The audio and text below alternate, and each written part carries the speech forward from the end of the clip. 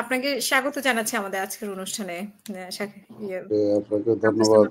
অনেকক্ষণ ঢুকতেই পারতেছিলাম না। মানে আপনি ঢুকতে পারছিলেন না, ওনারা যে দুজন স্ক্রিনে ছিলেন, ও দুজন আপনি ঢোকার পরে ওনারা কিভাবে যেন আউট হয়ে গেলেন। যাই হোক, কোনো একটা টেকনিক্যাল সমস্যা হচ্ছে আমার মনে হয়। আমাদের সাথে প্রিয় দর্শক, আমাদের সাথে এই মুহূর্তে যুক্ত হয়েছেন আব্দুল সালাম, উপদেষ্টা বিএনপি চেয়ারপারসন। আপনাকে স্বাগত জানাচ্ছি আমাদের আজকের অনুষ্ঠানে। একটু লাইনে এটা তো ঠিক আছে, তাড়াতাড়ি করো না, আসতেছে না। হ্যালো, হ্যাঁ, আপনি শুনতে পাচ্ছেন? হ্যাঁ, জি, আমরা কথা বলছিলাম ডক্টর ইউনূসের আমি মাইক্রোফোনে নেওয়ার চেষ্টা করতেছি, কিন্তু এটা তো ইসে আসছে। আমরা কিন্তু আব্দুল সালাম ভাই, আমরা লাইভে এতক্ষণ লাইভ কন্টিনিউ করছিলাম, দুইজন ছিলেন আমাদের সাথে, কিন্তু আপনি ইন করার সাথে সাথে ওনারা কই চলে গেলেন সেটাও বুঝতে পারলাম না। আমার মনে কোনো একটা টেকনিক্যাল সমস্যা। প্রিয় দর্শক, আমি আসলে দুঃখ প্রকাশ করছি, আমাদের আজকে টেকনিক্যাল সমস্যার কারণে মনে হয় কোনো একটা সমস্যা হচ্ছে।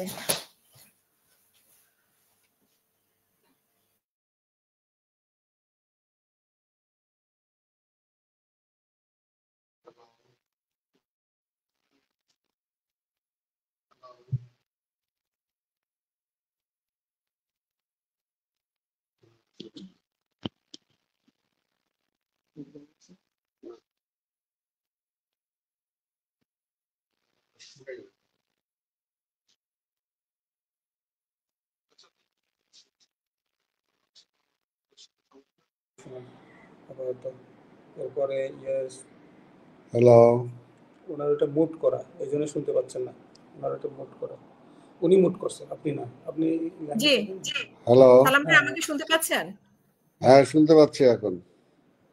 জি, আসলে কোনো একটা টেকনিক্যাল সমস্যা হয়েছে, মানে ওনাদের এখন আপনি আমার সাথে আছেন, ওনারা কিছুক্ষণ আগে দুইজন ছিলেন, এখন ওইখানে নাকি ওনারা দুইজন আছেন, এখানে আপনি আছেন।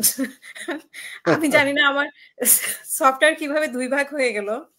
এনিওয়ে, মানে আমরা যেটা নিয়ে আলোচনা করছিলাম যে উনি যে 4 দিনের সফরে লন্ডনে গেলেন, আসলেন, তারেক রহমানের সাথে কোনো বৈঠক হওয়ার কোনো সম্ভাবনা আছে কিনা? আমি তো মনে করি হওয়া উচিত, কারণ স্বাভাবিকভাবে ধরেন এই ইউনূস সাহেব সহ এই সরকারকে তো আমরাই এনেছি, এবং আমরা যেটা চাচ্ছিলাম যে কোনো বিষয়ে যে কোনো সময় রাজনৈতিক দলগুলোর সাথে ওনার সবসময় আলোচনা রাখা উচিত, যাতে কোনো বিষয়ে গ্যাপ না হয়। তেমন যেহেতু একটা সুযোগ আসছে, আমাদের দলের বর্তমানে যিনি দল চালাচ্ছেন, আমাদের ভারপ্রাপ্ত চেয়ারম্যান, তো উনি যেহেতু সেখানে গিয়েছেন, তা আমার তো মনে হয় এটা একটা খুব উত্তম একটা সুযোগ হয়েছে। ওইখানে যদি উনি ওনার সাথে কথা বলেন, মত বিনিময় করেন, বিভিন্ন বিষয়ে আলোচনা করেন, এটা দেশ ও জাতির জন্য একটা উপকার হবে।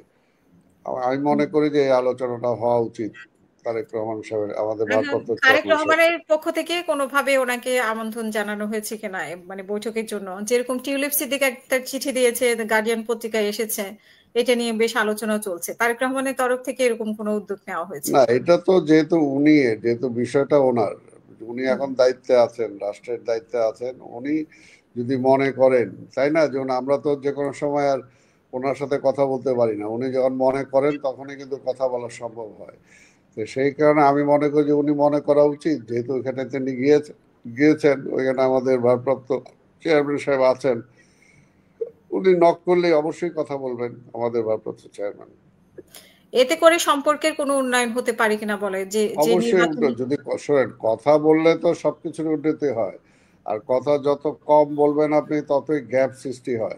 এই জিনিসটা যদি এই ইন্টারিয়াম গভর্নমেন্ট আসার পর থেকে যদি বারবার প্রতিনিয়ত রাজনৈতিক দলগুলোর সাথে বসতো, বিভিন্ন গুরুত্বপূর্ণ সিদ্ধান্তের ব্যাপারে যদি মত বিনিময় করতো, তাহলে তো এই যে কিছু কিছু জায়গায় গ্যাপ হয়েছে, এই গ্যাপগুলো তো হওয়ার সুযোগ ছিল না।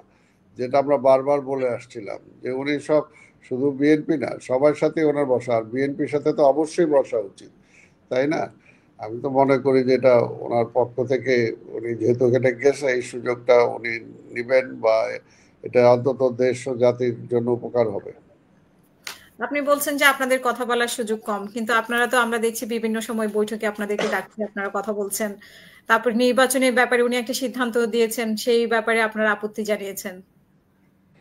না, এটা তো আমরা আগে থেকে বলে আসছি যে কারণ আমরা ডিসেম্বর বলছিলাম বিভিন্ন কারণে বিভিন্ন দিকে যুক্তি দেখিয়ে যে আমরা বলছিলাম যে দেখেন, একটা হলো যে যেহেতু জাতীয় আন্তর্জাতিকভাবে পরাজিত ফ্যাসিবাদ এখন পর্যন্ত অ্যাক্টিভ, সে ষড়যন্ত্র করতেছে, সেই চেষ্টাই করবে যে এই গভর্নমেন্ট যাতে ফেল করে, চেষ্টাই করবে যাতে নির্বাচনটা সঠিক সময় বা সঠিকভাবে না হতে পারে।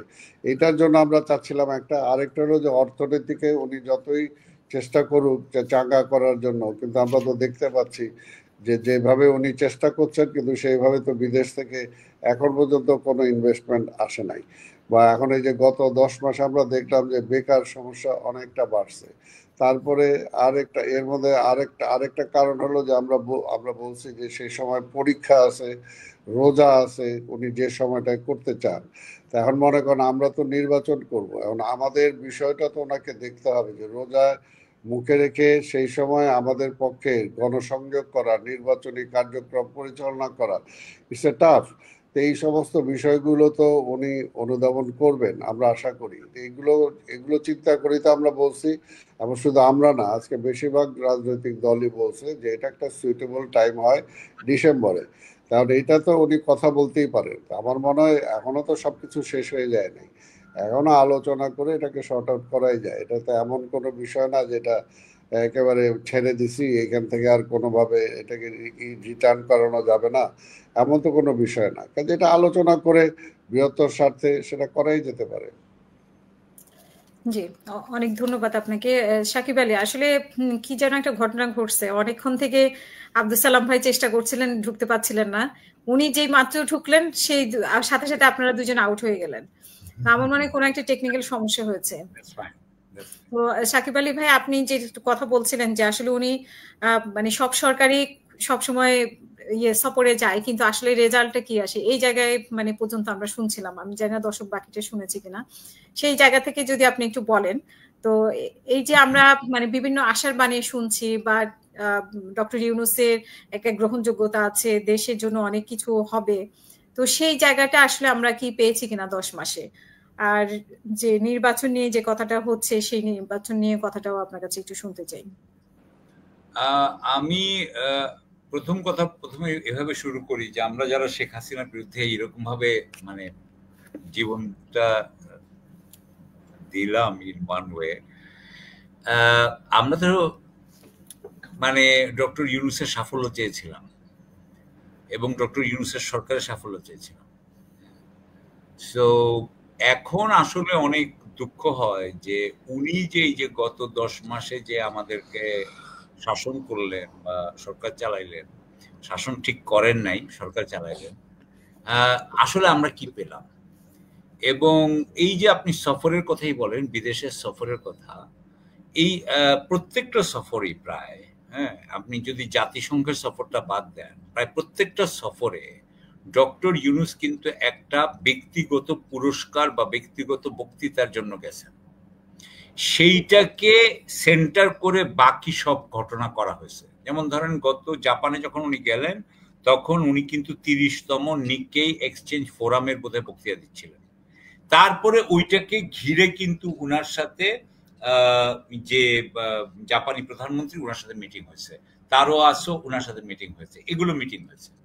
এখন আপনি যদি বলেন যে জাপানের থেকে যে সফর হয়েছে ওটাতে আমরা কি পেলাম, আপনি জানেন যে এখন কিছুই আমরা বলতে পারবো না।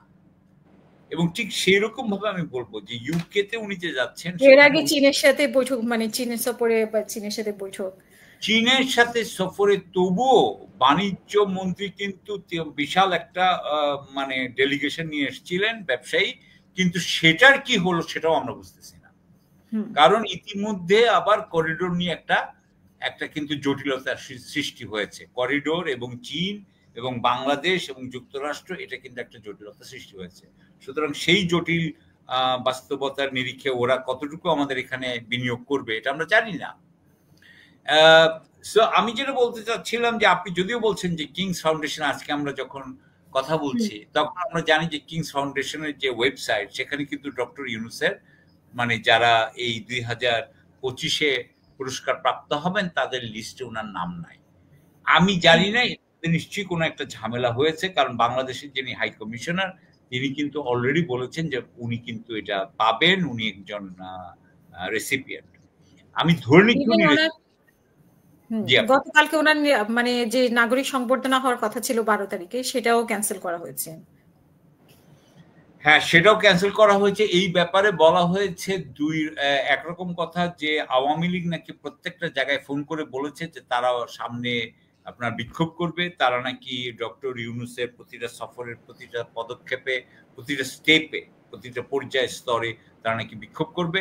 সুতরাং সেই বিক্ষোভের কারণে নাকি এটা বন্ধ হয়েছে। এটা এক ধরনের গুজব বলেন বা প্রচার বলেন, এক ধরনের চলছে, অন্য কোনো আমরা কিছু জানি না। এটা হয়তোবা আমাদের হাই কমিশন এতটা বড় কিছু না, জায়গা নাই, না হলে এটা হাই কমিশনের মধ্যে হতে পারত। কেন এটা হচ্ছে না এই ব্যাপারে সরকারও কিছু বলে নাই।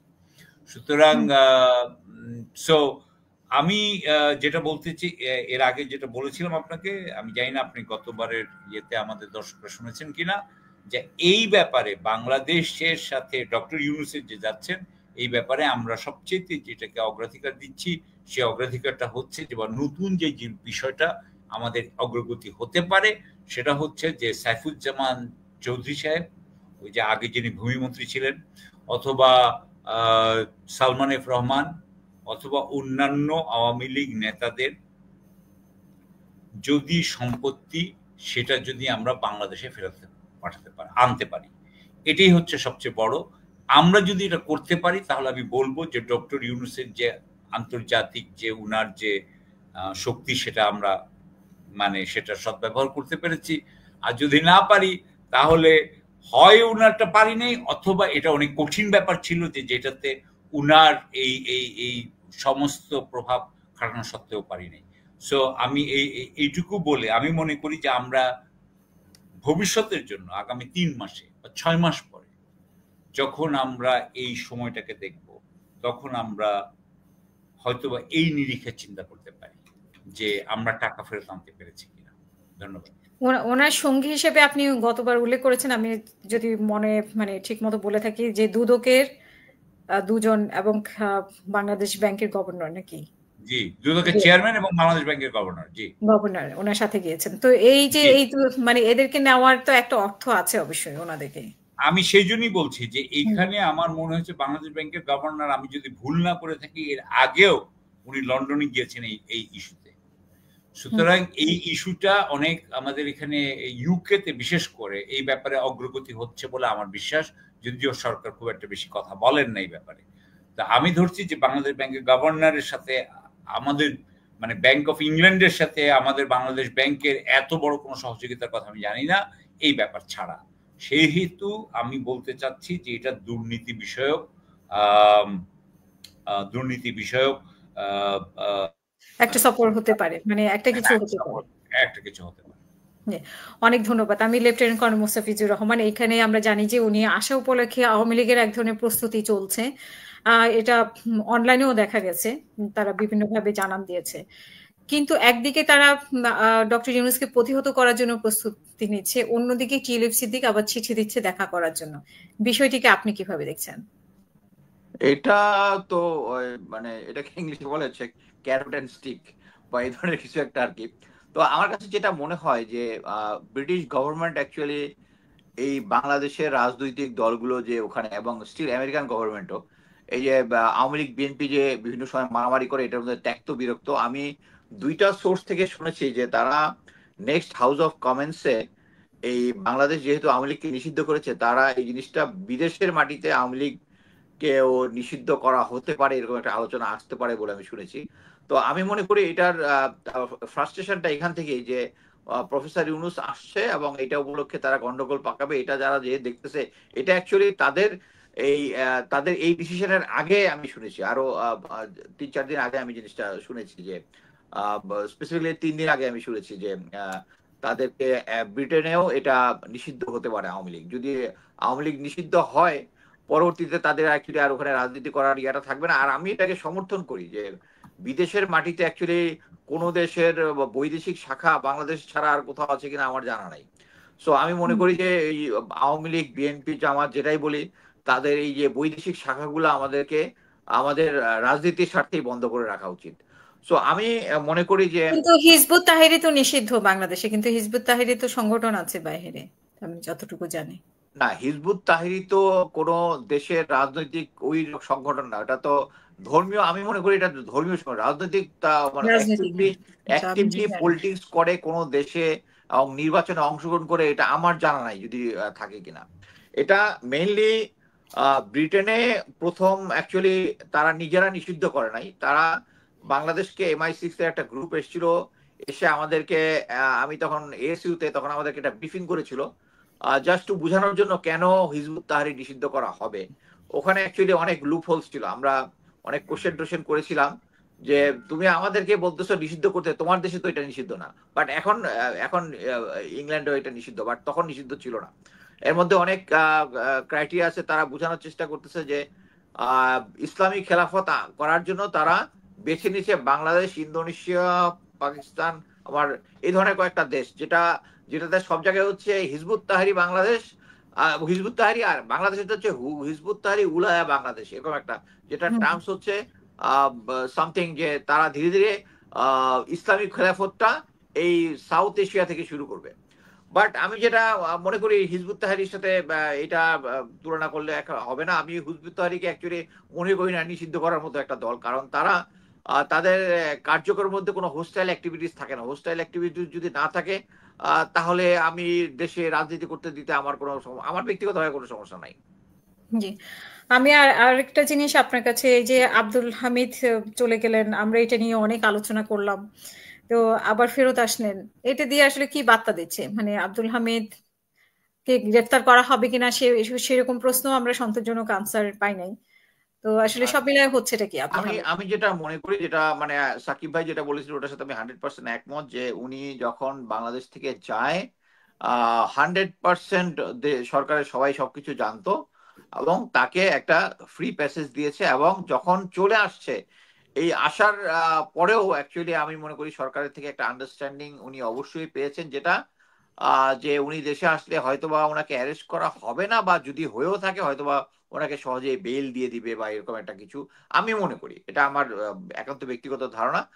বাট আমার কাছে এখানে আরেকটা জিনিস হচ্ছে যে আমরা কয়েকটি সোর্স থেকে কিন্তু আমরা অনলাইনে যারা একটু অ্যাক্টিভ থাকি তারা দেখেছি যে ওনার অ্যাকচুয়ালি বর্তমানে ক্যান্সারের পেশেন্ট, এবং ক্যান্সারের সিরিয়াস ওনার কিছু ডায়াগনোসিসের রিপোর্টও এসছে। আমি কয়েকজন ডাক্তার ফ্রেন্ডের সাথে কথা বলেছি, এবং যেটা বলেছে যে উনি ক্যান্সারের পেশেন্ট এবং ওনার বর্তমানে চিকিৎসা চলতেছে। এখানে যেটা হয় আমাদের একটা সিম্প্যাথিও কাজ করবে, এবং এটা হয়তোবা উনার এগেনস্টে যেটা সম্ভবত একটা মার্ডার চার্জও আছে, যেটাতে উনি কয় নম্বর আসামি আমি ডিটেলস জানি না, বাট যেটা হয় এটার সাথে রিলেটেড হয়ে উনি যেহেতু সিক আছে, এটা নিয়ে কোনোভাবে উনি ফ্যাসিলিটি পাবেন, এবং যেহেতু উনি এখন অনেক বয়স্ক একজন সিনিয়র সিটিজেন, সো সেই হিসাবে হয়তোবা ওনাকে কেউ দিয়েছে, আস্থা দিয়েছে যে তাকে দেশে আসলেও হয়তো সরাসরি জেলে নিয়ে যাওয়া হবে না, বা হলেও তাকে জাজমেন্টের ব্যবস্থা করবে। এটা আমার মনে হয় একটা আন্ডারস্ট্যান্ডিং মাধ্যমে উনি ফেরত আসছে।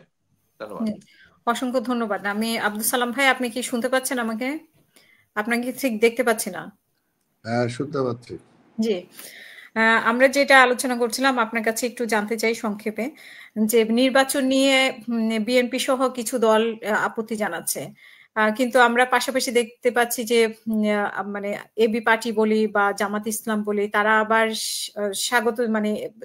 স্বাগত জানিয়েছে বা প্রশংসা করেছে যে একটা ডেট পড়েছে বা একটা রোড ম্যাপ পড়েছে, যেটা আপনারা চাচ্ছিলেন অনেকদিন থেকে। তারপরেও বিএনপির আপত্তি কেন? বিএনপির আপত্তি তো ইলেকশনের ব্যাপারে না, বিএনপি তো ইলেকশন চায়। ডেটের ব্যাপারে যেটা আমরা পরিষ্কার বলেছি যে এটা সরকার তো ব্যাখ্যা দেয় নাই যে কেন ডিসেম্বরে। আমরা তো বলছি যে যে কয়টা সংস্কার তারা করতে চায় এগুলো করেই ডিসেম্বরের মধ্যে নির্বাচন করা সম্ভব, কিন্তু সরকার তো এটা ব্যাখ্যা করে নাই যে ডিসেম্বরের মধ্যে কেন তারা মনে করে সম্ভব না, এটা তো সরকার বলে নাই। ইভেন সরকার কেন জুনে নিয়ে যেতে চান, আমরা যে জায়গায় বলছি ওনারা বলেছে ওনাদের বিচার এবং সংস্কারের জন্য ওনাদের সময় লাগবে। না না, কোনো সময়ই দরকার নাই, কারণ এটা তো 10 মাস অলরেডি ওনারা পার করে ফেলছেন। এই বিচার তো আমরা বলছি যে ওনারা ট্রাইব্যুনাল বানান না কেন, আমরা তো চাইছি যে বিচার বিচার দ্রুত হোক, কিন্তু ওনারা এত দেরি করলেন কেন? যদি আরো ট্রাইব্যুনাল বাড়াইতেন তাহলে তো বিচার শুরু হয়ে যেত। আর এমন তো কোনো কথা নাই যে বিচার এখন শুরু হইলে এটা কি আবার পরবর্তী গভর্নমেন্ট এসে কি বিচার বন্ধ করে দিবে? এটা কি সুযোগ আছে? এটা তো এরকম কোনো অবস্থা তো বাংলাদেশে নাই, অন্তত বিএনপি এরকম কোনো কথা তো বলে নাই, তাই না? কাজে বিএনপি এগুলো বলে নিয়ে নাই, কিন্তু বিএনপি যদি ম্যানেজ হয়ে যায় আওয়ামী লীগ দ্বারা, তাহলে তো আওয়ামী লীগের বিচারগুলো হলো না বিএনপি যদি বিএনপি ক্ষমতায় বিএনপি আসে। বিএনপি তো অত সোজা দল না যে বিএনপি ম্যানেজ হয়ে যাবে। বিএনপি একটা রাজনীতি করে, এবং বিএনপি দেশের জন্য রাজনীতি করে, গণতন্ত্রের জন্য রাজনীতি করে। বিএনপিকে ম্যানেজ করার জন্য তো হাসিনাও বহু চেষ্টা করছে, বহু মন্ত্রণালয় অফার করছে, ক্ষমতা অফার করছে, কিন্তু বিএনপি তো ম্যানেজ হয় নাই।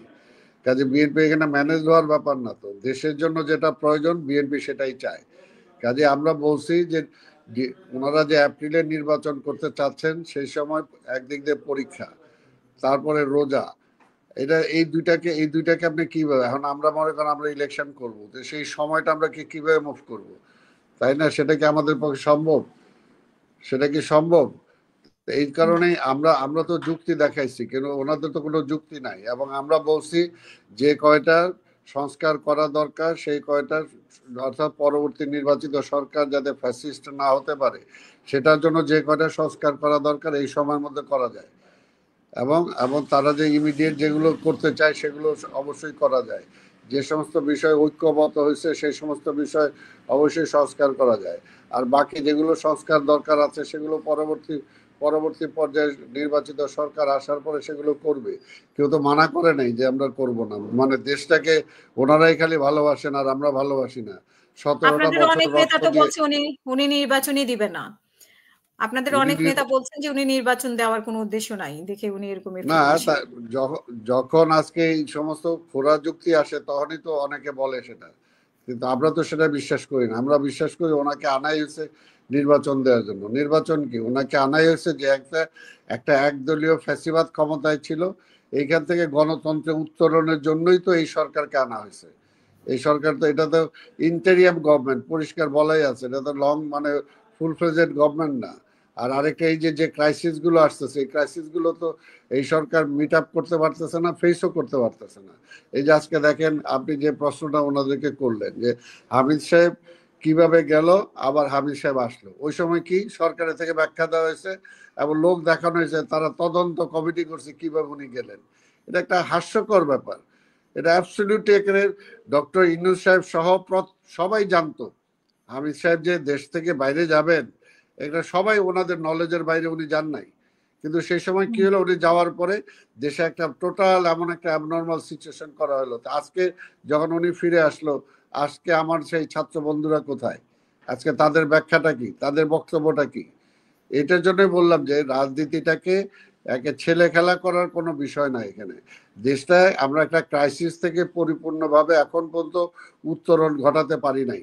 যে জায়গায় সবসময় একটা ষড়যন্ত্র চলছে। এই যে এখন যেটা আপনি বললেন ইউনূস সাহেব ওইখানে যাচ্ছে, ওইখানেও আওয়ামী লীগ বিভিন্ন রকম ষড়যন্ত্র করতেছে। আমরা তো এই সমস্ত ষড়যন্ত্রগুলোকে, যেহেতু এই সরকার ফেস করতে পারছে না, এবং এটা কোনোভাবে একটা ইলেকটেড গভর্নমেন্ট ছাড়া এটাকে ফেস করা সম্ভব না। কারণ আমরা দেখছি যে শেখ হাসিনা এখনো বলে বেড়ায় যে সে নির্বাচিত প্রধানমন্ত্রী, যদিও সে নির্বাচনের মাধ্যমে হয়ই নাই, কিন্তু তারপরে সে বলে বেড়ায়। তার মানেটা কি? এটা একটা অবশ্যই একটা। আবার এই যে আরেকটা যেটা শুনলেন যে ইনভেস্টমেন্টের ব্যাপারে, আজকে চায়না বলি বা আজকে জাপান বলি, অন্যান্য দেশ যে আমাদেরকে যতই কথা বলতেছে, কিন্তু কোনোটা কিন্তু কার্যকর হচ্ছে না। কার্যকর হচ্ছে না এই কারণেই, যে পর্যন্ত একটা ইলেকটেড গভর্নমেন্ট না আসবে সে পর্যন্ত এগুলো কোনো কিছুই কার্যকর হবে না, কোনোভাবে এগোবে না। এটা যে যত কথাই বলুক না কেন। তো কাজে এর জন্যই যেটা বলতেছি যে আজকের সব কিছুর সমস্যার সমাধান, যে আজকে যদি একটা নির্বাচনে আমরা যেটা বলছি, এটা সুইটেবল টাইম, এটা কথা বলুক। উনি এখানে গেছে, উনি তারেক রহমান সাহেবের সাথে আলাপ করুক, আলাপ করতে তো দোষ নাই, আলাপ করুক। আলাপ করে দেশে এসে বিভিন্ন রাজনৈতিক দলগুলোর সাথে ওরা আলোচনা করুক। আলোচনা করে সবাইকে এখানে মনে করতে হবে যে এখানে বিএনপি কিন্তু ইউনূস সাহেবের প্রতিপক্ষ না, বা ইভেন আমরা বলবো যে আমরা ছাত্রদেরও প্রতিপক্ষ না। আমরা দীর্ঘ 17 বছর লড়াই করছি, শেষের দিকে আইসা ছাত্ররা সবাই সম্পৃক্ত হয়েছে।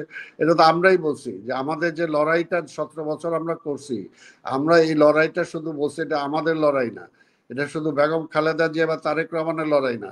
আমরা বলেছি সাংবাদিক, ছাত্র, বুদ্ধিজীবী, আজকে এই যে এখানে পেশাজীবী, আজকে এই যে বিভিন্ন মহল যারা আছেন, সবাই আমরা যে সবাই স্বার্থ এখানে জড়িত, কাজে সবাইকে আমরা নেমে আসার জন্য আহ্বান জানাইছি রাজপথে। এবং রাজপথে নেমে আসার পরে আমরা বলছি অভ্যুত্থান হবে এবং সেই অভ্যুত্থানে শেখ হাসিনা পালাবে, এবং হয়েছে তাই। সেটা তো আমরা কখনো তাদেরকেও অস্বীকার করি নাই, বা আমরা বলিও না যে শুধু আমরাই সবকিছু ঘটাই দিছি এত কিছুর পরেও। কিন্তু আমরা যেটা চাই, যে পরিস্থিতিতে আমরা ফ্যাসিবাদকে বিদায় করছি, আল্লাহর রাস্তায় আবার সেই অবস্থায় সে আধিপত্যবাদী শক্তির উপর ভর করে আবার যাতে সেই ফ্যাসিবাদ ফিরে না আসতে পারে, সেটার জন্য আমাদেরকে সচেতন থাকা দরকার। এবং সেটার জন্য এইভাবে সময় ক্ষেপণ করার বিএনপি যে কার্যকলাপ, তাতেই মনে হচ্ছে যে বিএনপি কে অনেকেই বলছেন যে বিএনপি আরেকটা ফ্যাসিজম তৈরি করার, মানে ভবিষ্যতে আরেকটা ফ্যাসিজম সরকার তৈরি হবে, এরকম অনেকেই বলছেন। আপনি কি বলবেন? এটা তো মন গড়া কথা বললে হবে না। আমি বলে দিলাম যে আপনি ওইখানে এসে যাইতেছে, আপনি ওখানে একটা দুর্ঘটনা ঘটাবেন, তা আপনি হাসিনাকে ঘটাবেন নাকি? ওই হাসিনারা তো আপনি হাসিনা না, আমি বলে দিলেই হবে? কাজে বিএনপির ওই ধরনের বিএনপিকে শোনেন, বিএনপি গত 17 বছর শেখ হাসিনা যখন ক্ষমতায় ছিল তখনও এই হাসিনা পর্যন্ত বলছে, আওয়ামী লীগ বলছে, আমাদের বুদ্ধিজীবীরা বা আমাদের যে যারা সুবর্ণোদয় আছে তারাও বলতেছে এই বিএনপি কি করতেছে, এই বিএনপি তো সিরিয়াস আন্দোলন করতে পারে না। কিন্তু তার মানে বিএনপি কখনো তারপরও ফ্যাসিবাদের বিরুদ্ধে লড়াই করছে, কিন্তু তারপরও ডেমোক্রেটিক মুভমেন্টের বাইরে কখনোই যায় নাই বিএনপি। বহুবার চেষ্টা করা হয়েছে। এই যে আজকে আমেরিকান কোর্টে বলি, আজকে কানাডিয়ান কোর্টে বলি, এই আওয়ামী লীগ সে সময় চেষ্টা করেছে বিএনপিকে সন্ত্রাসী দল হিসাবে আখ্যায়িত দেওয়ার জন্য। বাংলাদেশের অভ্যন্তরে বিভিন্ন অন্যান্য কখনো বামে কখনো ডানে, এক্সট্রিম ডানে বিএনপিকে ঠেলে দেওয়ার চেষ্টা করা হয়েছে। কিন্তু বিএনপির রাজনীতি যেটা আছে, যে জাতীয়তাবাদের রাজনীতি, মধ্যমপন্থার রাজনীতি, সেই রাজনীতির বাইরে কিন্তু বিএনপি যায় নাই। বিএনপি এখনো সেই রাজনীতিতে আছে, এখনো ডেমোক্রেসি ধরেই আছে। এই কারণেই তো তারা বিএনপিকে ভয় পায়, যে বিএনপি জনগণের সাথে আছে, ভোট হইলে বিএনপি জিতবে।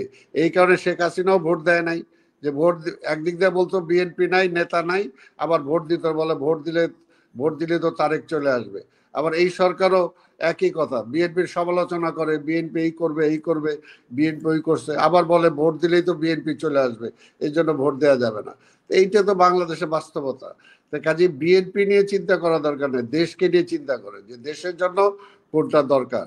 আজকের এই সমস্ত জাতীয় আন্তর্জাতিক ষড়যন্ত্র থেকে যদি দেশটাকে রক্ষা করতে হয়, আবার ওই ফ্যাসিবাদ যাতে ফিরে না আসে, ওই আধিপত্যবাদী শক্তির যাতে আবার আমাদের উপর প্রভাব বিস্তার করতে না পারে, সেটার জন্য কোনোভাবেই নির্বাচন ছাড়া কোনো বিকল্প নাই। আর দেশের জনগণকে বোকা মনে করা ঠিক না। অনেকে মনে হয় দেশের জনগণ বিএনপিকে ভোট দিলে এটা ভুল হয়ে যাবে। আরে ভাই, এই দেশের জনগণ 70-এ ভুল করে নাই, 71-এ ভুল করে নাই, 75-এ ভুল করে নাই, 90-এ ভুল করে নাই, 24-এ ভুল করে নাই। আমরা রাজনীতিবিদরা ভুল করেছি অনেক সময়, কিন্তু জনগণ কখনো ভুল করে নাই। কাজে জনগণের ওই ম্যান্ডেটের উপরে যারা মনে করে যে জনগণ ভুল করবে, তারাই বোকামি করতেছে। কারণ এখানে কয়েকজন ব্যক্তি বা একটা গোষ্ঠীর উপরে দেশের স্বার্থ নির্ভর করে না, দেশের স্বার্থ নির্ভর করে জনগণের উপরে, যে জনগণ এই দেশের মালিক। কাজে মালিকদের কাছে মালিকানা ছেড়ে দেওয়া উচিত। মালিকরাই ডিসাইড করবে যে দেশটা কিভাবে চলবে, কারা চালাবে। এটা নিয়ে অন্য কাউরে মালিকানা দিয়ে দেওয়া হয়, হস্তান্তর করা হয় না। এই কারণে বলবো যে এটাকে নিয়ে আর রিসার্চ করে লাভ নাই। রিসার্চ না করে নির্বাচনটা কিভাবে করা যায় সেটার জন্য করেন, আর আইনের শাসনটা যেন আসে।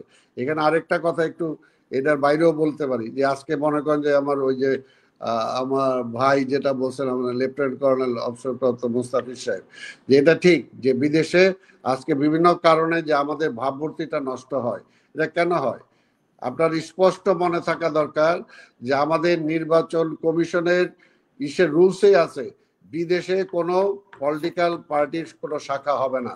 গতবার যখন আওয়ামী লীগ ক্ষমতায় থাকা অবস্থায় আমরা কিন্তু প্রথম কোনো শাখা করি নাই। বেগম খালেদা জিয়া কোথাও কোনো শাখা অনুমোদন দেয় নাই, কিন্তু সেই সময় সে প্রধানমন্ত্রী থাকা অবস্থায় সে সেখানে আওয়ামী লীগের কমিটি আজকে ইউকেতে দিছে, আমেরিকাতে দিছে, অর্থাৎ সে আইনই মানে নাই। সে আজকে আইন না মানার কারণে আজকে বাংলাদেশকে শুধু দেশে না সারা পৃথিবীতে সংকটে ফেলে দিছে। বিএনপি দেশের ভাবমূর্তি নষ্ট করছে। কাজে আজকেও যেটা হচ্ছে এটার জন্য দায়ী হলো সে। আজকে যদি এই যে আজকে যে বিদেশে যে আজকে এগুলো হচ্ছে, বিদেশে আমাদের ইলেকশন কমিশনের কোন রুলসে নাই, সেখানে কোনো রাজনৈতিক দল বিদেশে কোনো ইউনিট করার কোনো নাই, কোনো তার রাইটই নাই। তো সেটা ভঙ্গ করছে কে? সেটা ভঙ্গ করছে আওয়ামী লীগ। এর জন্য বললাম যে ইলেকশনটা করেন, ইলেকশনটা করে আইনের শাসনটা যাতে থাকে, আইন যাতে কেউ ভঙ্গ করতে না পারে, সে যে যত বড় ক্ষমতাবানই হোক, তাহলে সেটাই তখনই ঠিক হবে। এখন বলতে যে আওয়ামী লীগের বাইরে এরা যে বুদ্ধিমান মানুষ আমেরিকায় বলেন, ইউকেতে বলেন, বিভিন্ন জায়গা আছে, তারা কিভাবে বলে যে আজকে তারা তো আগে এখন পর্যন্ত আওয়ামী লীগ তো মাপও চায় নাই, তারা যে ভুল করছে তারা তো ক্ষমাও চায় নাই। তারা তো অন্তত আগে এটা বলা উচিত যে তারা তো অন্তত এই সেন্সেবল লোক, তারা তো বলা উচিত যে আজকে আওয়ামী লীগের লোকজনই তো আজকে হাসিনার বিরুদ্ধে বলা উচিত যে আওয়ামী লীগকেও সে ডুবাই গেছে। আওয়ামী লীগ না শুধু, আজকে শেখ হাসিনার বাপকেও সে নতুন করে আজকে জনগণের সামনে হেয় করছে, এটার জন্য দায়ী সে। কাজে আজকে আওয়ামী লীগ ঠিক আছে, তারা কি বল, কিন্তু তারাই বলা উচিত শেখ হাসিনার বিরুদ্ধে সব জায়গায়। কারণ একটা ব্যক্তির জন্য আজকে হোল কান্ট্রি আজকে সাফার করতেছে। আজকে আওয়ামী লীগের যে আজকে এই পরিণতি অন্য কেউ করাইছে, এটা অন্য কেউ করেন। শেখ হাসিনার একগুয়েমির কারণ। শেখ হাসিনা কি আজকে আওয়ামী লীগের একটা রাজনৈতিক দলের প্রেসিডেন্ট হওয়ার পরে সে ফ্যাসিস্ট হয়েছে, সে রাজনীতিবিদ ছিল না, সে আওয়ামী লীগ দিয়ে চলে নাই। ইলেকশনের পরে ঢাকা শহরের পুলিশ কমিশনার বলছে আওয়ামী লীগকে নির্বাচিত করছে নাকি? আমরা করছি।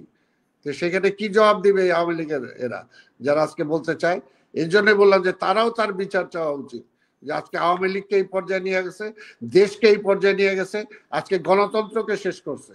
আমরা 17টা বছর বারবার বলছি যে আপনি গণতন্ত্রটা খায়েন না, গণতন্ত্রটা শুধু বিএনপির জন্য না, গণতন্ত্রটা আওয়ামী লীগের জন্য দরকার, দেশের জন্য দরকার, কিন্তু সেটা সে শুনে নাই। আমরা বারবার বলছি যে আজকে গণতান্ত্রিক ভাবে সরকারে যাওয়ার এবং সরকার থেকে নেমে আসার পথটা আপনি বন্ধ করেন না, কিন্তু সে বন্ধ করে দিছে। কাজে সেই দায়িত্ব তার। আজকে এই পরিণতির জন্য আজকে দায়ী অন্য কেউ না, সে। তো সেই কারণেই বলবো আজকে দেশটাকে আবার যাতে ওই পিছনের দিকে টেনে না নেওয়া যায়, এটার জন্য আজকের এই তত্ত্বাবধায়ক ইন্টারিম গভর্নমেন্টকেও বলবো যে এখানে জেদাজেদি বা রাগের অভিমানের কোনো বিষয় নাই। আজকে একটা পর্যায় থেকে আমরা এই পর্যায়ে আসছি, এখন আমাদের দরকার যাতে আমরা যত তাড়াতাড়ি গণতন্ত্রটা ফিরিয়ে আনতে পারবো, যত তাড়াতাড়ি একটা ইলেকটেড পার্লামেন্ট নিয়ে আসতে পারবো, ইলেকটেড গভর্নমেন্ট নিয়ে আসতে পারবো, আমরা এই ষড়যন্ত্র থেকে বাঁচবো। আর না হলে ষড়যন্ত্র কিন্তু যে কোনো মুহূর্তে আমাদেরকে গ্রাস করবে।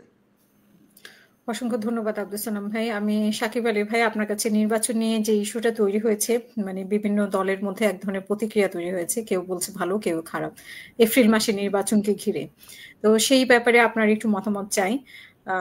আসলে নির্বাচন হয়ে গেলেই সব সমস্যার সমাধান হয়ে যাবে কিনা, আবার যে সমস্যাগুলো এখন তৈরি হয়েছে সরকারের সময় সেটাও দিন দিন ভয়ঙ্কর পর্যায়ে যাচ্ছে যদি লাগাম টেনে না ধরা হয়। তো সেটা নিয়ে শুনতে চাই। এবং আরেকটি বিষয় হিলিক সিদ্দিক যেটা বলেছে সেটা হচ্ছে যে একজন ব্রিটিশ এমপি হিসেবে উনি রিকোয়েস্ট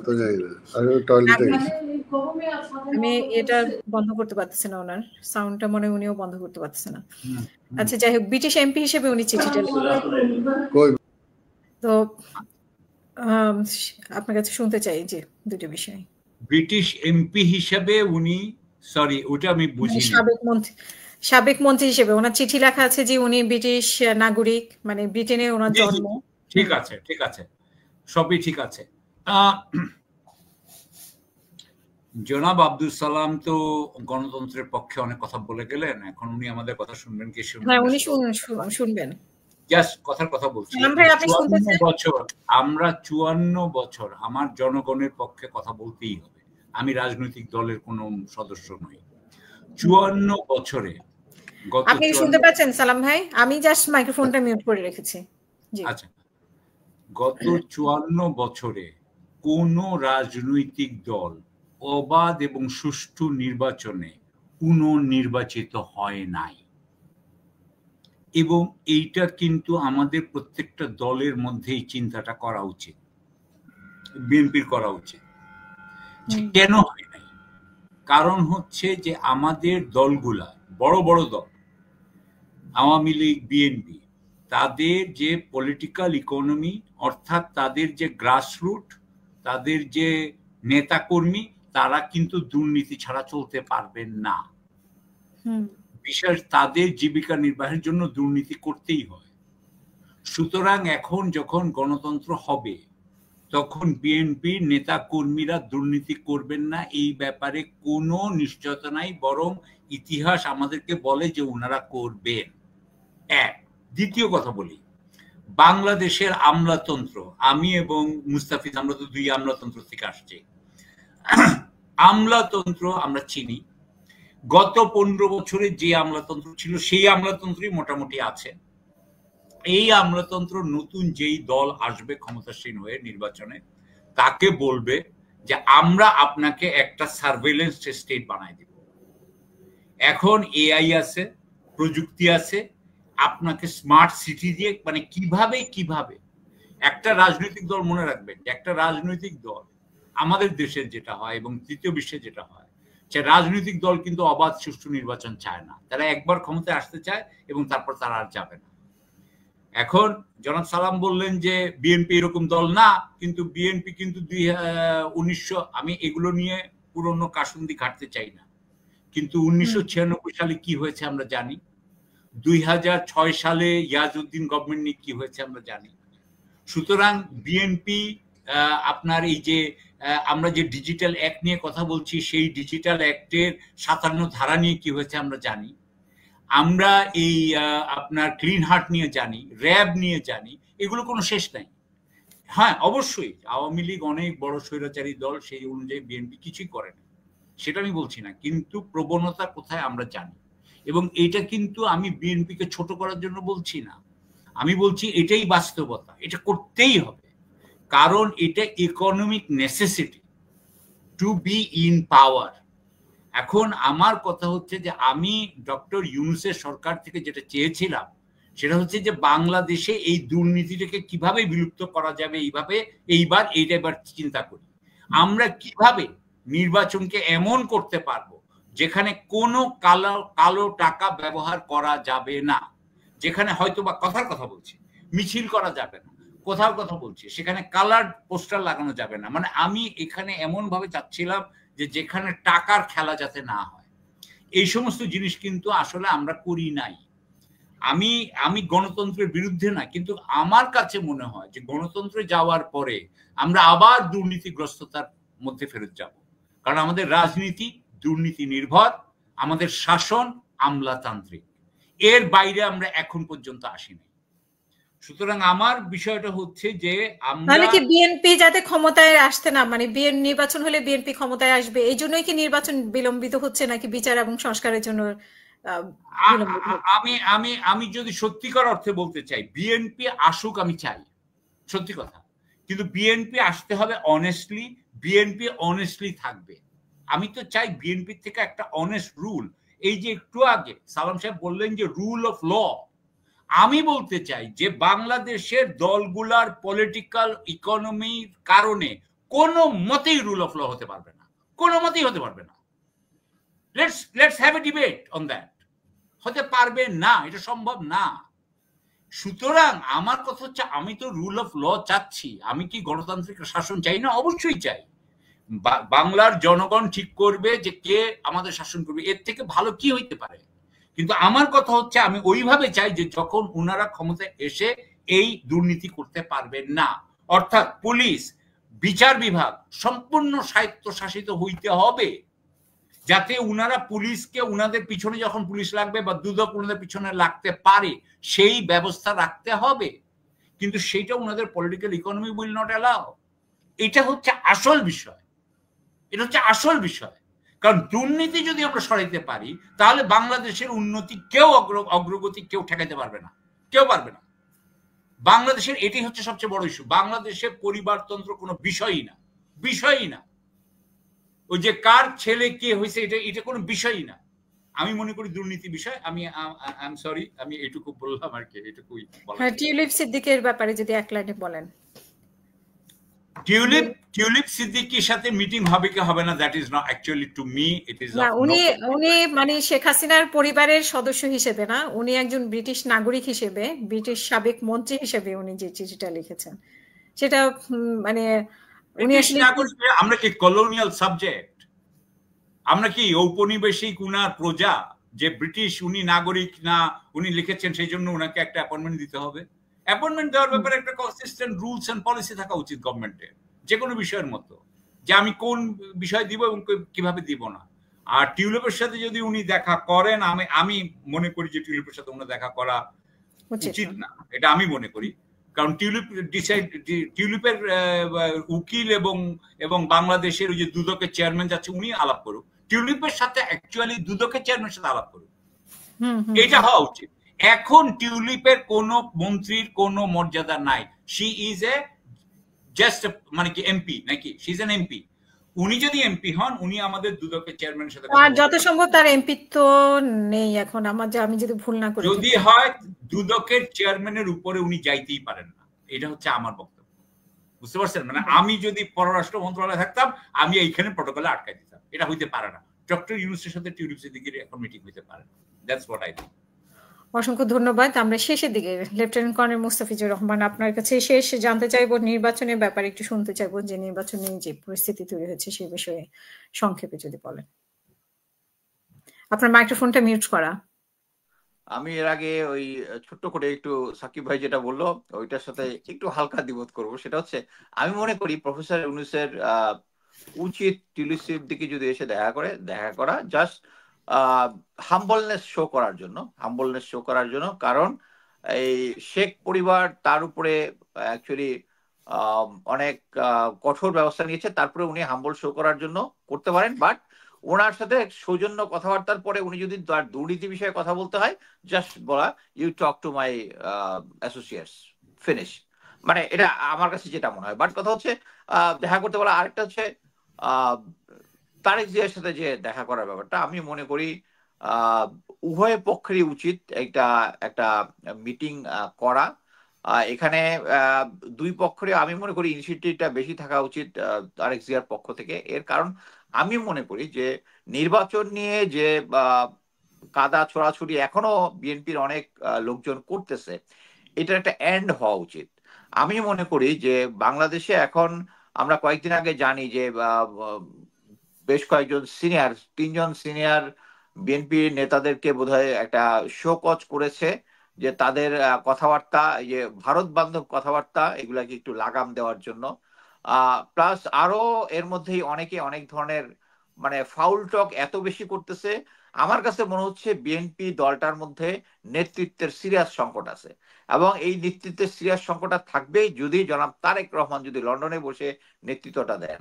আমি মনে করি উনার উচিত, আমি নিজে বিএনপির সমর্থক, কিন্তু আমি বর্তমানে সালাউদ্দিন সাহেব যে সমস্ত কথাবার্তা বলতেছেন, দুদু যে সমস্ত কথাবার্তা বলছেন, এরপরে আমি এই বর্তমানে এই বিএনপিকে আমি ইয়া করতে পারছি না। বাট আমি যদি জানি যে তারেক রহমান হচ্ছে এইটার নেতৃত্বে আছেন, এবং উনি এসে যদি কন্ট্রোলটা নিতে পারেন যে ভাই এই দলে থাকতে হলে এই সমস্ত কথাবার্তা বলা যাবে না, বর্তমানে সবাই ভারতের উপরে তাতে আছে, আমি একটা রাজনৈতিক দল হিসেবে এন্টি ভারত মন্তব্য করবো না, দ্যাটস অল। এটা আমার পলিটিক্যাল স্ট্যান্ড, আমার করা উচিত না একটা রাজনৈতিক নেতৃত্বে। কিন্তু এই যে তাদের সাঙ্গপাঙ্গরা যে সমস্ত কথাবার্তা বলতেছে, এটাতে আমরা সবাই ধরে নিচ্ছি তারা বিএনপি এখন ইন্ডিয়ার সাথে মিশে গেছে।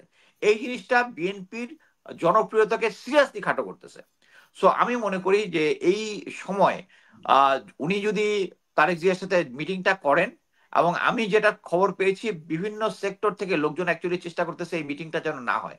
মিটিংটা হলে যেটা হবে সেটা হচ্ছে যে ডিফারেন্স যে জিনিসগুলো আছে, যে ডিফারেন্সগুলা যেগুলা অনেকেই আমরা অ্যাজিউম করতেছি এইটা কেন হইলো, এটার ব্যাখ্যা সরকার কেন দিল না, এটা একটা রাউন্ড টেবিল বৈঠকের মাধ্যমে এটা অ্যাকচুয়ালি এন্ড হতে পারে। এন্ড হলে যেটা হবে, আমাদের নির্বাচনের আগ পর্যন্ত পরের থেকে যেহেতু ম্যাক্সিমাম নির্বাচন দলগুলা নির্বাচন চাইলেও তারা কিন্তু বিএনপির মতো ডিসেম্বরে হইতে হবে এরকম স্ট্রং না।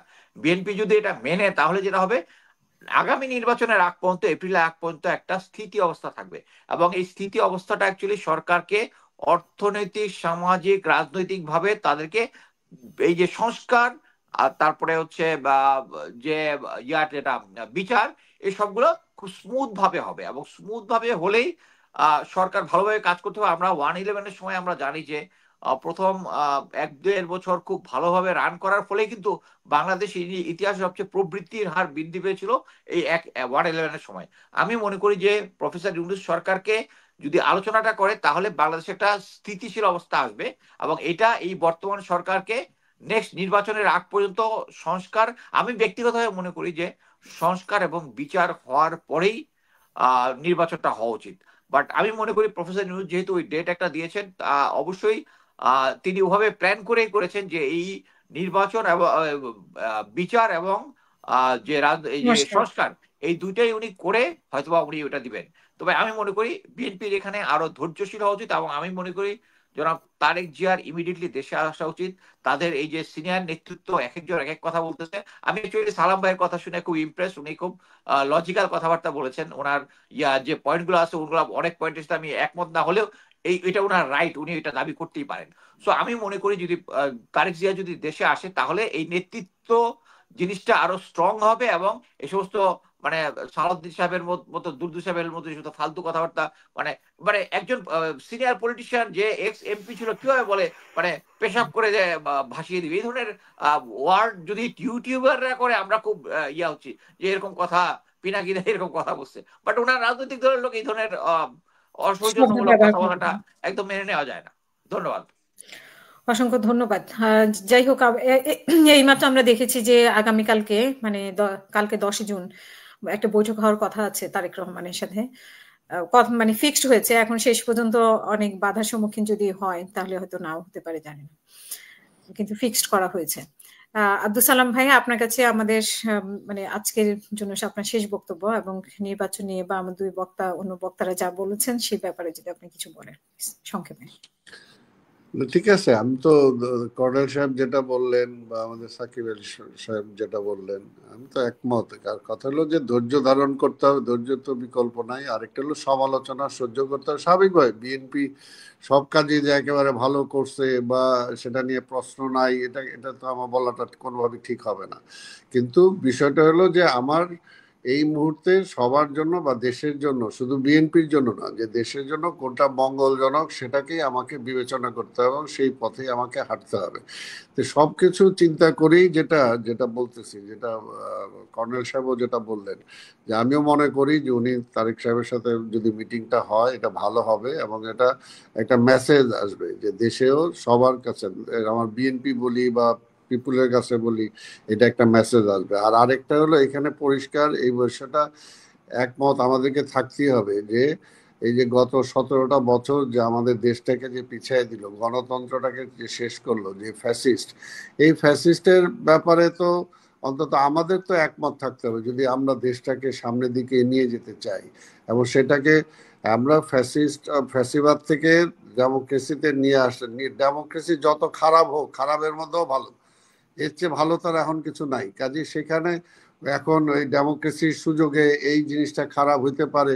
হ্যাঁ, যেটা খারাপ হইতে পারে সেটা আমি প্রতিরোধের ব্যবস্থা করব। আমি সেটার জন্যই তো যে হ্যাঁ, কালো টাকাটা কিভাবে হইতে পারে, বন্ধ হইতে পারে, সেটার জন্য আমি চেষ্টা করব। ইলেকশনে যাতে কালো টাকার প্রভাবটা না থাকতে পারে সেটার জন্য আমি কি করতে পারি, যেটা বলছে যে হ্যাঁ কালার পোস্টার, সাকিব আলী সাহেব যেটা বললেন, হ্যাঁ তো ওভারঅল টোটাল নির্বাচন ব্যবস্থাটাকেই কিভাবে খরচটা কমায় আনা যায়। আমরা তো মনে করি যে আমি একটা রাজনৈতিক কর্মী হিসাবে বা দেশে একটা মুক্তিযোদ্ধা হিসাবে আমি তো মনে করি যে টোটালটাই যদি নির্বাচন কমিশনের আন্ডারে নিয়ে যাওয়া যায়, যে সব প্রার্থীরা একসাথে মুভ করবে, খরচটা সম্পূর্ণ নির্বাচন কমিশনের মাধ্যমে হবে, ব্যক্তিগত ম্যাক্সিমাম খরচ করার সুযোগ সেখানে থাকবে না, তাইলে তো দেখবে যে অনেক কিছু কমে আসবে। আর কিছু কিছু বেসিক জায়গা যে আপনি এগুলো দুর্নীতি বন্ধ করবে, দুর্নীতি থাকবে কিন্তু দুর্নীতির বাইরে, যেমন বিচারকদেরকে দুর্নীতির বাইরে রাখতে হয়, পুলিশদেরকে বিচারকের বাইরে, দুর্নীতির বাইরে রাখতে হয়, শিক্ষকদেরকে দুর্নীতির বাইরে রাখতে হয়, পলিটিশিয়ানদের দুর্নীতির বাইরে রাখতে হয়। এইগুলোর জন্য স্পেশাল কিছু কিছু আইন থাকে, পৃথিবীর বিভিন্ন দেশে আছে, আজকে বাংলাদেশেও আছে, কিন্তু বাংলাদেশে তো সে আইনটা কার্যকর নাই। আজকে দেখেন, পার্লামেন্ট মেম্বাররা কোনোদিন কোনো ডেভেলপমেন্ট ওয়ার্কের সাথে সম্পৃক্ত থাকতে পারতো না, কিন্তু এখন পার্লামেন্ট মেম্বার হওয়া মানেই তার এলাকার সে ওই কোটি কোটি টাকার কাজ, এই যে বরাদ্দ যেটা নেয়, অটোমেটিকলি সেখানে স্যার সে দুর্নীতিতে ঢুকে পড়ে। সে যখন একটা গম যখন তার নিবে, সে তখন সেটার মধ্যে দুর্নীতির মধ্যে জড়ায় পড়বে। এটার জন্য এইগুলোকে আপনার সিস্টেম করতে হবে, যাতে একটা পার্লামেন্ট মেম্বার যাতে কোনো ডেভেলপমেন্ট ওয়ার্কের সাথে সম্পৃক্ত হতে না পারে। ধর আমি তো ঢাকার ডেপুটি মেয়র ছিলাম, সেই সময় আমি দেখছি ঢাকার এমপিরা ঢাকা শহরে কমিশনার হইতো, কারণ এমপি হিসাবে তার কোনো একটা পয়সার অর্থনৈতিকভাবে বরাদ্দ বা কাজ করার কোনো সুযোগ ছিল না। কিন্তু এখন এই গত 17 বছরে বা এই সময়ের মধ্যে দেখা গেছে যে পার্লামেন্ট মেম্বার এখন সব ওই রাস্তা কি হবে, ওই ব্রিজ কি হবে, কালভার্ট কি হবে, কোথায় কার চাকরি কি, সব কিছু তার নিয়ন্ত্রণে নিয়ে, এবং সেখানে একটা মনিটরিং সিস্টেমের ব্যবস্থা চলে আসছে। তা আপনি এইগুলোকে বন্ধ করেন, তার মানে এই না যে আপনি গণতন্ত্রকে বন্ধ করতে হবে, আপনি এইগুলোকে বন্ধ করেন। আমি সিস্টেমই আমাকে চোর বানাবে, সিস্টেমে আমাকে চোর হওয়া থেকে আমাকে প্রতিহত করবে। তো সেটার জন্য সিস্টেমটা হলো মেইন। আর আইনের শাসনটা যদি আমি স্টাবলিশ করতে পারি, আইনের ঊর্ধ্বে, শেখ হাসিনা আইনের ঊর্ধ্বে চলে গেছিল, যে কারণে সে আইন টাইন কিছুই মানতো না, প্রধান বিচারপতিকে লাথি দিয়ে সে বিদায় করে দিছে, তাই না? অর্থাৎ এইটা পারবে না। এটা কখনোই সম্ভব যখন আপনি মনে করেন যে 5 বছর অন্তর অন্তর একটা একটা কেয়ারটেকার অধীনে একটা নির্বাচন হবে, তখনই কিন্তু অর্ধেক কমে আসবে। যে তাহলে আপনি জোর করে ক্ষমতায় যাইতেও পারবেন না, জোর করে ক্ষমতায় থাকার কোনো সুযোগও নাই, আপনাকে ইলেকশন ফেস করতে হবে। তা আপনি যদি ইলেকশন যখন ফেস করতে হবে, ইলেকশন চলাকালীন আপনি গ্যাসের দামও বাড়াবেন না, বিদ্যুতের দামও বাড়াবেন না, আর আপনার একেবারে বুক ভরা নিয়ে আপনি সাহস নিয়ে বলবেন না যে আমার পিয়ন আজকে 400 কোটি টাকার মালিক হয়ে গেছে, সে হেলিকপ্টার দিয়ে ঘুরে বেড়ায়। তার মানে একটা প্রধানমন্ত্রী নিজে বলতেছে তার মানে এটা কি, যে সে নিজেও তাহলে সে করাপশন, তার পিয়ন যদি এটা করতে পারে তাহলে সে কি সেটার বাইরে? অর্থাৎ আপনি এই সিস্টেমগুলোকে যদি আমি চেঞ্জ করতে না পারি, গণমুখী করতে না পারি, তাহলে সেটা কোনোভাবেই সম্ভব না। আর আরেকটা যে এখানে আপনাদের আমি একটু মানে হাম্বল হইতে বলবো, যে শুধুমাত্র কি রাজনীতিবিদরাই দুর্নীতিবাজ? আজকে বাংলাদেশের রাজনীতিবিদের চেয়ে বেশি দুর্নীতিবাজ অন্যরা, যারা রাজনীতিবিদদেরকেও দুর্নীতিবাজ বানায়। তো কাজে আপনি সেই সমস্ত জায়গাগুলোতে চেক করার ব্যবস্থা করেন। এগুলো করলেই তখন সব। আরেকটা পরিষ্কার কথা, এখানে বাংলাদেশকে দাঁড়াইতে হইলে অবশ্যই আমার প্রতিবেশী রাষ্ট্রের যে আধিপত্যবাদের যে থাবা, সেই থাবা থেকে আমার দেশকে রক্ষা করতে হবে। এবং বিএনপির ব্যাপারে বলি যে বিএনপি পরিষ্কার, বিএনপির জন্মই হয়েছে কিন্তু আধিপত্যবাদী শক্তির বিপক্ষে লড়াই করার জন্য। সেই 75 সালে জিয়া রহমানের আবির্ভাবই হয়েছে কিন্তু সেই কারণে। তো কাজে বিএনপি ওই রাজনীতির বাইরে যাওয়ার কোনো সুযোগ নাই।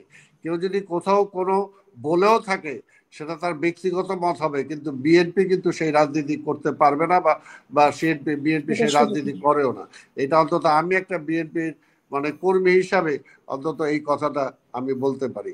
তা আজকের আপনাদের দুজনকে আমি ধন্যবাদ জানাই। আমরা অবশ্যই আলোচনা হওয়া দরকার, এবং সবার মধ্যে যে সমস্ত ভুল ত্রুটিগুলো আছে সেগুলোকে সংশোধন করা দরকার। এগুলো একবারই হয়ে যাবে না, এগুলো যে 3 মাসে বা 6 মাসেই হয়ে যাবে, বা পরবর্তী সরকারটা আসলে ওই সময় সব হয়ে যাবে, এটা আশা করলে কিন্তু তখন আমরা হোঁচট খাবো। অর্থাৎ এটাকে আমরা একটা প্রসেসে আনতে হবে। আমরা একটা প্রসেসে আনি। দীর্ঘ 17টা বছর সবগুলো প্রতিষ্ঠান ধ্বংস হয়ে গেছে, আমাদের মোরালিটি শেষ হয়ে গেছে, আমরা সবাই করাপ্ট হয়ে গেছি। আজকে সত্য কথা কেউ বলতে পারে নাই। আজকে চাকরি রক্ষার জন্য, ব্যবসা রক্ষা করার জন্য, নিজের বেনিফিটের জন্য সবাই যার যার মোরালিটিকে শেষ করে দিছি আমরা। কাজে এটাকে ফিরে আনতে হলে আমাদের টোটাল একটা কালচারাল একটা রেভলিউশন দরকার আমাদের সবার মধ্যে, দেশের মধ্যে। কাজে সব কিছু মিলেই এটা কিন্তু সব যৌথভাবে যদি আমরা চেষ্টা না করি, তাহলে সেটা এককভাবে বিএনপির পক্ষেও সম্ভব হবে না, অন্য কারোর পক্ষে সম্ভব হবে না। সেটা সবার জন্য প্রচেষ্টা লাগবে। হ্যাঁ, বিএনপি ছিল, আগে কি ভুল করছে, সব সামনে যাতে সেই ভুলগুলো না করে, সেটার জন্য বিএনপিকে আপনারা সমালোচনা করবেন, সেটা বলবেন যে ভবিষ্যতে যাতে এগুলো না হয়। কিন্তু এই মুহূর্তে দেশটাকে পরিচালনা করার জন্য রাজনৈতিক যে শক্তি, আমি তো মনে করি যে সব দিক দিয়ে বলেন আপনি, উত্তর দক্ষিণ পূর্ব পশ্চিম সবগুলোকে যদি বিবেচনায় আনলে কিন্তু বিএনপি ছাড়া কোনো বিকল্প নাই। কাজে বিএনপির ভুল ত্রুটি থাকলে আপনি সেগুলোকে সংশোধন করার জন্য একটু আপনার সাজেশন দেন, চেষ্টা করেন। তারেক রহমান সাহেবের কোথাও যদি কোনো ভুল ত্রুটি থাকে সেটাকে কিভাবে উনি ভালো করতে পারবে সেটার জন্য বলেন। সমালোচনা তো থাকতেই হবে, আর রাজনৈতিক দল বা সবাইকে সমালোচনা সহ্যও করতে হবে। আজকে কয়েকদিনের জন্য ইনু সাহেব আসছে, তো আজকে উনি সমালোচনা অনেক সময় সহ্য করতে না পারে, হয়তো উনি রাজনীতিবিদ না, একটু হয়ে যায়, কিন্তু না, সমালোচনা হবেই। যে কাজ করবে তারই সমালোচনা হবে, আর কাজ না করলে তো কোনো সমালোচনা নাই। তো সেই কারণে বলবো যে আজকে দুর্নীতির ঊর্ধ্বে দেশটাকে আনতে হবে। আজকে সেটার জন্য দুর্নীতিকে জিরো টলারেন্স, আগে শেখ হাসিনাও তো বলছে জিরো টলারেন্স, কিন্তু দেখা যাচ্ছে সবচেয়ে বেশি দুর্নীতি সেই করছে। কাজে সিস্টেমটা এটা করেন যাতে ওই সিস্টেমের ইচ্ছা করলেও কেউ দুর্নীতি করতে পারবে না, বা করলে তাকে জবাব দিতে আসতে হবে, তাকে আইনের শাসনের মধ্যে পড়তে হবে। এটাই হলো আমার বক্তব্য। ধন্যবাদ। অসংখ্য ধন্যবাদ। সাকিব ভাই শেষ করবেন প্লিজ। না, আমি অত্যন্ত মানে আশান্বিত যে সালাম ভাইয়ের মতো যদি রাজনৈতিক নেতারা থাকেন এবং এইভাবে যদি দেখেন, তাহলে ইনশাল্লাহ আমরা আগাইতে পারবো। আর যদি অন্যরকম ভাবে হয়, স্বার্থান্বেষী হয়, স্বার্থপরতা থাকে, তাহলে আমাদের সমস্যা হবে। তবে আর তো কিছু বলার নাই। আমরা খালি যেই ব্যাপারে ঐক্যমত্য হয়েছে আপনার অনুষ্ঠানে, যে আমাদের এখানে টাকার খেলাটা বন্ধ করতে হবে। আমি দেখছি যে দর্শক শ্রোতারাও সেই বিষয়ে একমত, আমরা সবাই আসলে একমত। এটা অলিগার্করা চাইবে না যে টাকার খেলা বন্ধ হোক, কারণ টাকার খেলা বন্ধ হলে অলিগার্কদের সমস্ত ইনফ্লুয়েন্স শেষ হয়ে যাবে। সুতরাং আমি আশা করব, এবং আমলাতন্ত্রের কথা, আমলাতন্ত্র অত্যন্ত খারাপ অবস্থায় আছে, এবং আমার মনে হয় যে আমলাতন্ত্র, আমি এটা নিয়ে অলরেডি কথা বলেছি যে তারা কিভাবে একটা সরকারকে করাপ্ট করে বা নিপীড়ক বানায়। এগেইন, আমি আমলাতন্ত্র কাউকে ব্যক্তিগতভাবে অ্যাটাক করছি না, এটা হলো গিয়ে তাদের প্রবণতা, ধর্ম। তো আশা করি আমরা এই ধরনের ঐক্যমত্য যদি হয় যে আমরা টাকার খেলাটা বন্ধ করতে পারি, এই ব্যাপারে যদি বিএনপির সাথে এবং অন্যান্য রাজনৈতিক দলের সাথে যদি ঐক্যমত্য হয়, তাহলে আমার মনে হয় আমরা একটা বিশাল অগ্রগতি সাধিত হবে। ধন্যবাদ। অসংখ্য ধন্যবাদ আপনাদের তিনজনকে, এবং প্রিয় দর্শক আপনারা যারা শুনছিলেন তাদেরকে ধন্যবাদ। আমাদের পরবর্তী দেখার আমন্ত্রণ জানিয়ে এখানেই শেষ করবো। সবাই ভালো থাকবেন, সুস্থ থাকবেন। আল্লাহ হাফেজ। আসসালামু আলাইকুম। ঈদ মুবারক। ধন্যবাদ সাকিব ভাই, মোস্তাফিজ ভাই, ধন্যবাদ।